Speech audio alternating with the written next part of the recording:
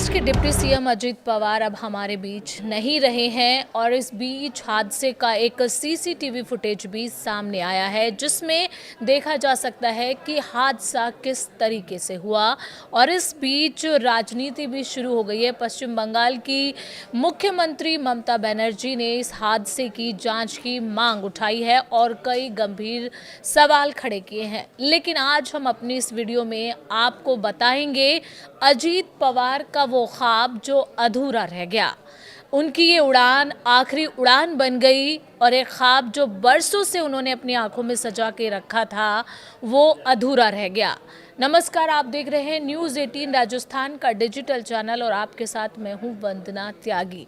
आज हम आपके लिए एक ऐसी कहानी लेकर आए हैं जो सिर्फ एक दुर्घटना नहीं बल्कि एक नेता की जिंदगी, राजनीति की जद्दोजहद और एक अधूरे सपने की कहानी भी है। ये कहानी है महाराष्ट्र के डिप्टी सीएम अजीत पवार की आखिरी उड़ान की। बुधवार सुबह करीब 8:45 बजे बारामती एयरपोर्ट के पास एक चार्टर्ड विमान दुर्घटनाग्रस्त हो गया जिसमें महाराष्ट्र के डिप्टी सीएम अजीत पवार भी सवार थे।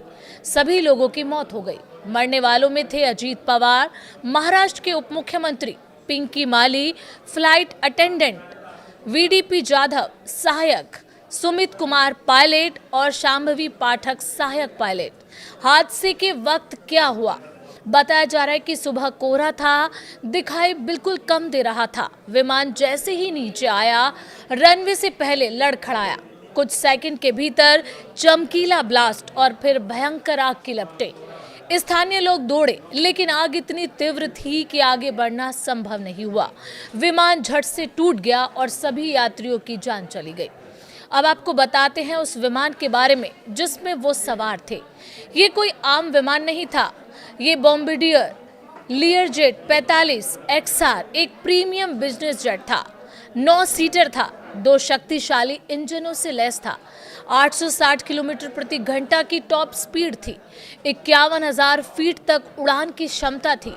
वाईफाई और सैटेलाइट फोन की सुविधा थी। छोटे रनवे पर भी लैंडिंग में सक्षम था।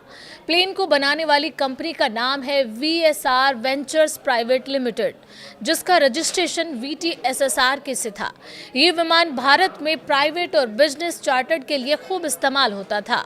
लेयरजेट 45 कोई नया मॉडल नहीं, ये 1990 के दशक में विकसित हुआ था। 2013 में इसे बंद कर दिया गया लेकिन अब भी कई जगह ये चलता रहा। दुनिया भर में इसके कई हादसे दर्ज हैं, कुछ में मौतें भी हुई हैं। ऐसे में सवाल उठता है कि क्या ये विमान मॉडल में तकनीकी समस्या थी या मेंटेनेंस ठीक नहीं थी? क्या लैंडिंग गियर में अचानक काम करना बंद कर दिया?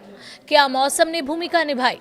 इन सवालों की जांच चल रही है। DGCA जल्द ही आधिकारिक तकनीकी रिपोर्ट जारी करेगा। शोक और श्रद्धांजलि भी दी जा रही है। आज पूरा महाराष्ट्र गमगीन है। एनसीपी ऑफिस का झंडा झुका हुआ है। रोहित पवार की आंखें नम है। मंत्री हसन मुशरीफ रो पड़े। अनिल देशमुख गमगीन दिखाई दिए। धनंजय मुंडे भी रोते नजर आए और अजीत पवार के समर्थक गम में डूबे हुए हैं। राष्ट्रपति द्रौपदी मुर्मू ने इसे अपूर्णीय क्षति बताया।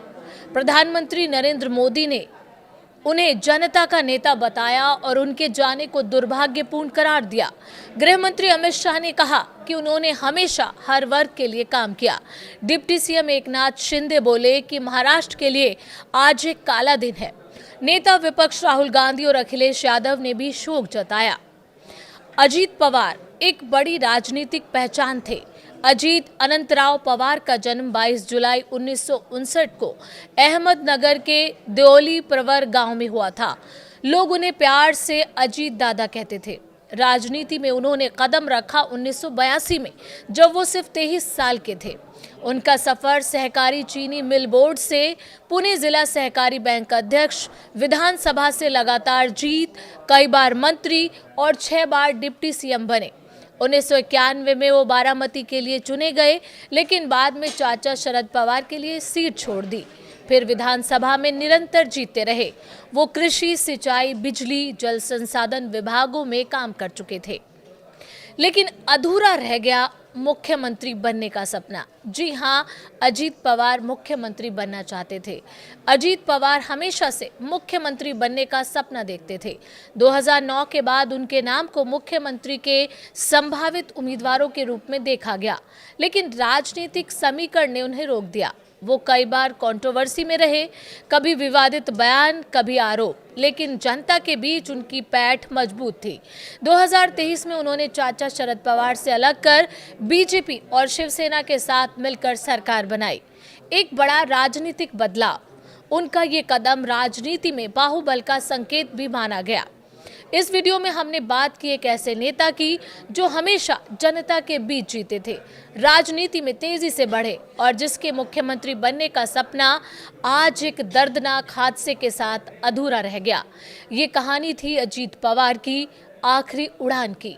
हम उनके परिवार के साथ हैं, हम उनके समर्थकों के साथ हैं और हम उन 5 जीवनों के साथ भी हैं जो आज उड़ान में रहकर अमर हो गए।